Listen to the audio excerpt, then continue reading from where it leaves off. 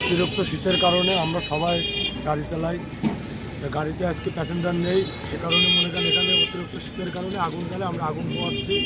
রাত্রি তেমন একটা হচ্ছে না, তাই আগুন পোয়ায় সময় কাটাচ্ছি।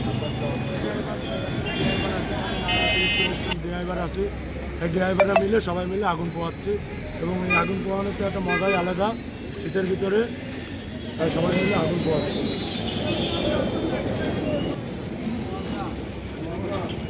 ডাকবাংলা জেলখানাঘাট, ডাকবাংলা জেলখানাঘাট।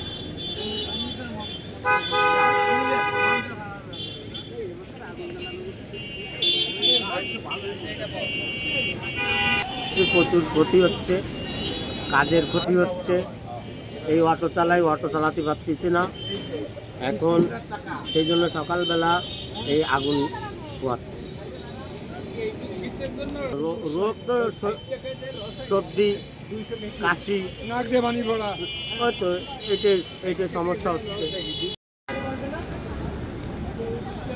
তো মানে এই ঠান্ডার সময় যে শীতটা পড়েছে, সবাই মিলে আমরা এক জায়গা হয়ে ড্রাইভাররা আমরা আগুন পোহাচ্ছি এবং বিড়ি আমরা সবাই মিলে ভাগ করে খাচ্ছি।